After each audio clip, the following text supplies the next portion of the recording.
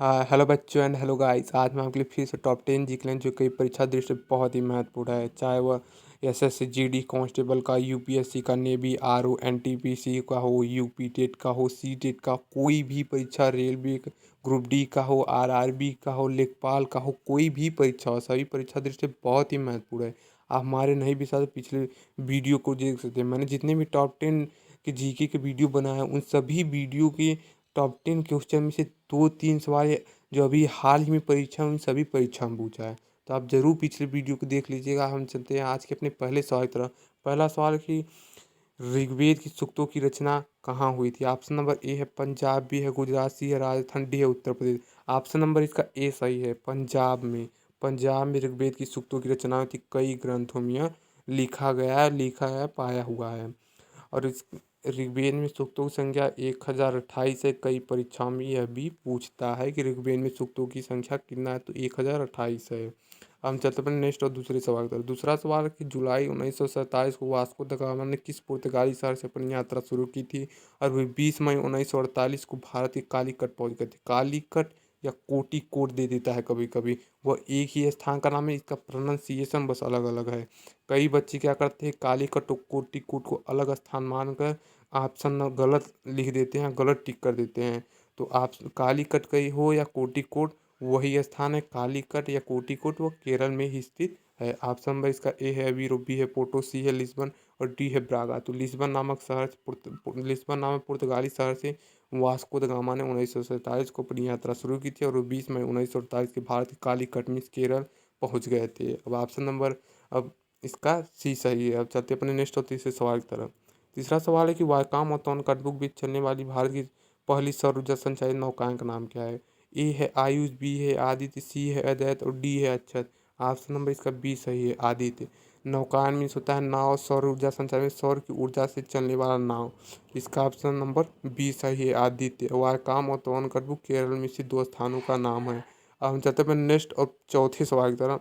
चौथा सवाल है कि जिब्राल्टर जल संधि अटलांटिक महासागर को किस समुद्र से जोड़ती है? ऑप्शन नंबर ए है कैस्पियन सागर, बी है फारस खाड़ी, सी है भूमध्य सागर और डी है लाल सागर। तो ऑप्शन नंबर इसका सी सही, भूमध्य सागर। हम चलते हैं नेक्स्ट और अपने पांचवें सवाल की तरफ। पांचवा सवाल है कि इलाहाबाद में कुंभ मेले का आयोजन किस राजा ने शुरू किया था? 20 परीक्षा में यह सवाल पूछा है। मैंने जितनी परीक्षा देखी है उसमें से 20 परीक्षा में यह सवाल पूछा है, और अधिक परीक्षाओं में पूछा होगा, पर जहाँ तक मैं देखा हूँ परीक्षा, उसमें 20 परीक्षा में यह सवाल पूछा है। और इंडियन स्टेट हिस्ट्री से मैंने यह सवाल लिया, और इंडियन स्टेट हिस्ट्री के कई सवाल बार बार रिपीट होते हैं। और यूपीएससी हो या कोई भी परीक्षा हो, डिफेंस से रिलेटेड हो, सेंट्रल परीक्षा हो, सभी परीक्षाओं में यह सवाल रिपीट करता है और यह सवाल बहुत बार पूछा है। इसका ऑप्शन नंबर ए है हर्षवर्धन, बी है ध्रुव सेन, सी है नरसिंह वर्मा, डी है अकबर। ऑप्शन नंबर इसका ए सही है। राजा हर्षवर्धन एक भारतीय सम्राट थे। इनका शासनकाल 590 ईस्वी से 647 ईस्वी तक था। इनके पिता का नाम था प्रभाकर वर्धन। इसमें अच्छा लिखा है नहीं, तो ऐसे मैं आपको बोल बोल के बता देता हूँ। इनके पिता का नाम था प्रभाकर वर्धन। एक परीक्षा, दो परीक्षाओं में मैंने देखा, ये भी पूछ लिया कि राजा हर्षवर्धन या भारतीय सम्राट राजा हर्षवर्धन के पिता का नाम क्या था? तो उनका नाम था प्रभाकर वर्धन। और राजा हर्षवर्धन और मीन्स भारतीय सम्राट राजा हर्षवर्धन, ये वर्धन वंश के मतलब ये क्या थे? सम्राट थे। वर्धन वंश के सम्राट थे। हम चलते अपन नेक्स्ट छठवें सवाल की तरफ। छठवां सवाल है कि राजस्थान मध्य प्रदेश की सीमा पर स्थित गांधी सागर बांध किस नदी पर बनाया गया है? ऑप्शन नंबर ए है चंबल, बी है यमुना, सी है नर्मदा और डी है सतलुज। ऑप्शन नंबर इसका ए सही है, चंबल नदी। इसका जो शिलान्यास किया था वो पंडित जवाहरलाल नेहरू ने किया था। कई परीक्षाओं में यह सवाल पूछा है। 1957 ईस्वी में इन्होंने किया था इसका क्या, शिलान्यास किया था। और उद्घाटन भी कई परीक्षाओं में पूछा है, तो इसका उद्घाटन भी उन्होंने ही किया था। कब किया था? 1960 ईस्वी में किया था। पंडित जवाहरलाल नेहरू ने ही किया था। यदि आप मध्य प्रदेश की परीक्षा दे रहे हैं या कई मतलब कोई भी मतलब सेंट्रल परीक्षा भी दे रहे हैं, तो उसमें भी एक सवाल और बनाकर पूछा है। मैंने देखा भी कई परीक्षाओं में पूछा है कि मतलब जो राजस्थान मध्य प्रदेश की सीमा पर स्थित गांधी सागर बांध है वो मध्य प्रदेश के किस जिले में स्थित है? मध्य प्रदेश के मंदसौर जिले में स्थित है।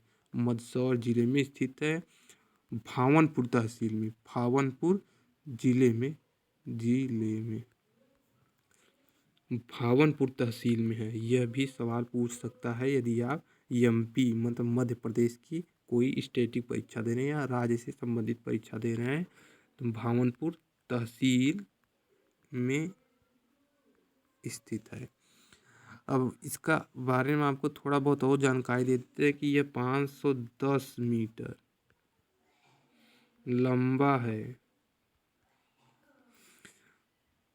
62 मीटर चौड़ा है यह।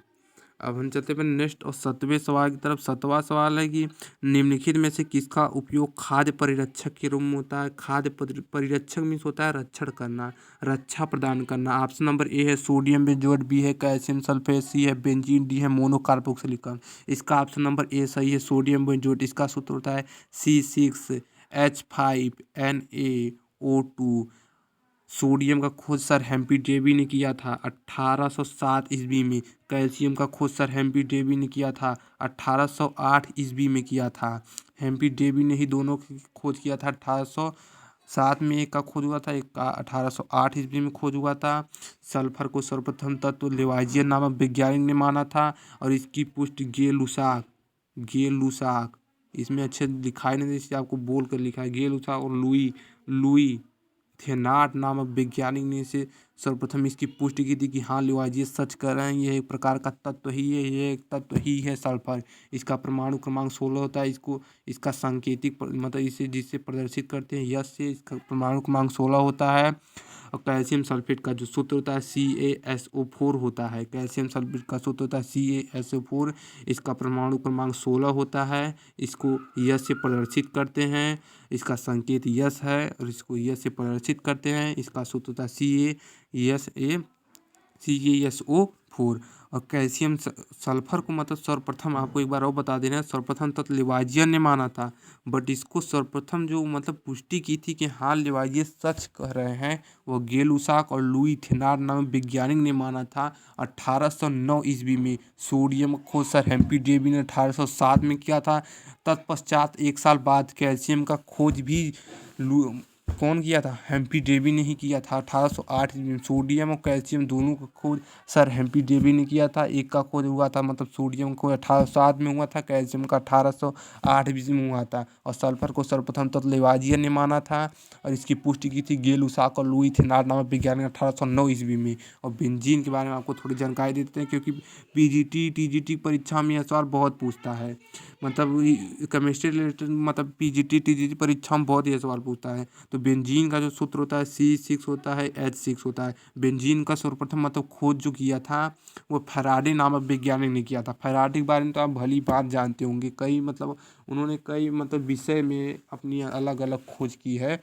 तो फैराडे नामक वैज्ञानिक ने सर्वप्रथम बेंजीन का खोज किया था वह प्रदीपन गैस के तेल से। प्रदीपन गैस मतलब होता है ईंधन गैस में, ईंधन गैस का प्रयोग करके मतलब जो हम जलाते हैं, मतलब जैसे रसोई में जो इस्तेमाल होने वाला गैस है वो एक प्रकार का ईंधन गैस है। उसमें ब्यूटेन और मीथेन पाया जाता है। तो ब्यूटेन और मीथेन जो गैस होता है मतलब हम जब गैस को चालू करते हैं तो उसमें से एक मतलब प्रकाश निकलता है कि नहीं, प्रकाश जो निकल रहा है जब गैस को हम चालू करते हैं तो उसमें से जो प्रकाश निकलता है वो एक प्रकार का प्रदीपन गैस है, प्रदीपन है। और जो मतलब जिस मतलब गैस से निकल रहा है उसे हम प्रदीपन गैस कहते हैं। मतलब जैसे मीथेन ब्यूटेन हुआ, यह एक प्रकार का प्रदीपन गैस है। जो प्रकाश निकल रहा है वो प्रदीपन है। जो प्रकाश निकल रहा है गैस को चालू करने के बाद वह एक प्रकार से प्रदीपन है, यही हमारा प्रदीपन कहलाता है।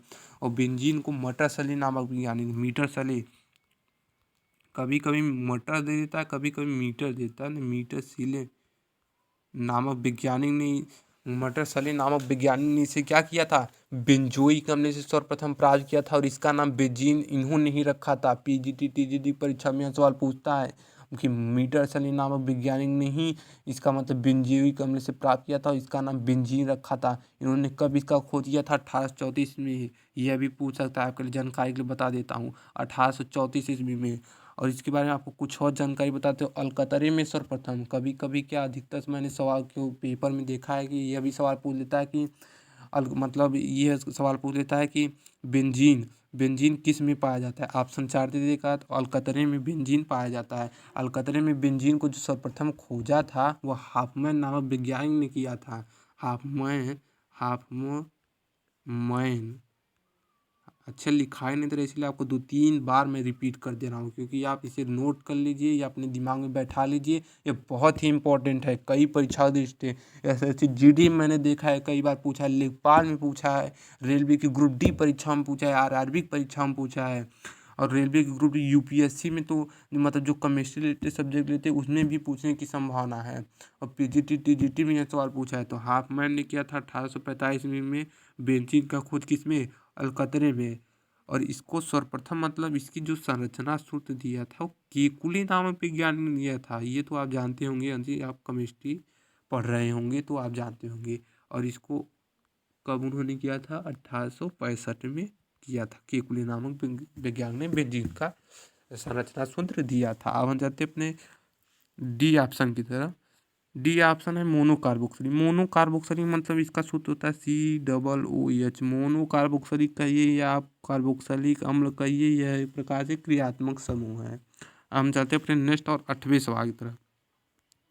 8वां सवाल है कि 2011 में लोकसभा टीवी और राज्यसभा टीवी की विलय, यहाँ मैंने विलय लिख दिया है तो विलय होगा। विलय विलय से कौन सा टीवी चैनल अस्तित्व में आया। ऑप्शन नंबर ए लोकतंत्र टीवी, बी सियासत टीवी, सी राजनीति टीवी, डी संसद टीवी। जो टीवी देखता होगा, न्यूज़ देखता होगा, वो तो इसका आंसर आराम से देगा। मैंने यहाँ पर करेंट अफेयर से यह सवाल उठाया है क्योंकि आगामी परीक्षा में बहुत पूछने की संभावना है। चाहे वह लेखपाल का परीक्षा हो या एसएससी जीडी का परीक्षा हो, कोई परीक्षा हो, लेखपाल की या रेलवे परीक्षा में तो ज़रूर पूछ सकता है। जहाँ तक हमारा संभावना है, मैंने जितनी परीक्षा देखी है उस संभावना के आधार में बता रहा हूँ कि 100% संभावना है कि यह रेलवे परीक्षा में पूछ सकता है। ग्रुप डी के आरआरबी कोई परीक्षा हो, रेलवे से रिलेटेड कोई परीक्षा हो, उसमें ज़रूर ये पूछ सकता है। तो इसका ऑप्शन नंबर डी सही है, संसद टीवी। हम चलते हैं नेक्स्ट और 9वें सवाल की तरफ। 9वां सवाल है कि इरोक्वाइस इंडियन ने किस खेल का आविष्कार किया था। ए टेनिस, बी फुटबॉल, सी लाक्रोस, डी बैडमिंटन। यह मतलब इंडियन जो है ये भारत में नहीं रहते थे, अमेरिकी इंडियन है। अमेरिकी इरोक्वाइस इंडियन, इन्होंने लाक्रोस नामक खेल का आविष्कार किया था। लाक्रोस नामक खेल एक प्रकार से बॉल और मतलब हॉकी जैसे स्टिक होता है उसी तरह से खेला था। मैंने ये कभी खेला नहीं है, इसी बारे में आपको इसके बारे में अच्छी जानकारी नहीं दे पा रहे, फिर भी थोड़ा बहुत बता दे रहे हैं कि ये किस प्रकार का गेम होता है। एक प्रकार का बॉल होता है इसमें और हॉकी जैसी स्टिक होता है, उसी से यह खेला जाता है। हम चलते अपने नेक्स्ट और 10वें सवाल की तरफ।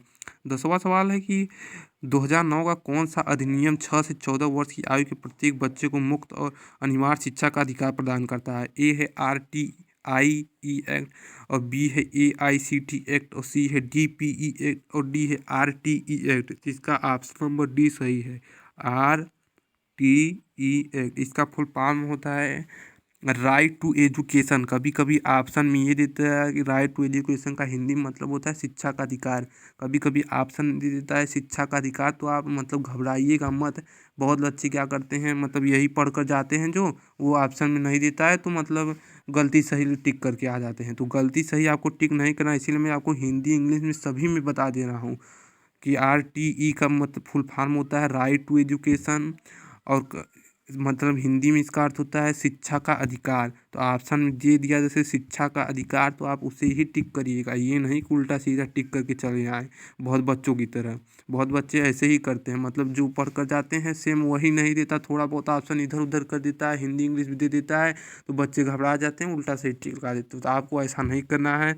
RTE एक्ट दे या दे मतलब शिक्षा का मतलब राइट टू एजुकेशन दे इंग्लिश में, शिक्षा का अधिकार दे हिंदी में, तो आपको यही इसका मतलब एक ही होता है, यही आपको टिक करना है। और ये अनुच्छेद 21A के तहत आता है। अनुच्छेद 21A के तहत कई परीक्षाओं में यह सवाल पूछा है, इसीलिए मैं आपको जानकारी के लिए बता देता हूँ। ये अनुच्छेद 21A के तहत आता है RTE एक्ट। अब हम आपसे मिलेंगे नेक्स्ट वीडियो में टॉप 10, जो कि अब आगामी परीक्षा की दृष्टि से देखते हैं, मैं आपको फिर से टॉप 10 जीके लेकर आऊँगा, जो कि कई परीक्षा की दृष्टि से वह भी बहुत महत्वपूर्ण है। तो आप उसे ज़रूर देखिएगा। प्लीज़ लाइक माय वीडियो और subscribe to my channel knowledge to memory. Thanks very much. अब आपसे मिलेंगे नेक्स्ट वीडियो में। Please like and subscribe my channel. Now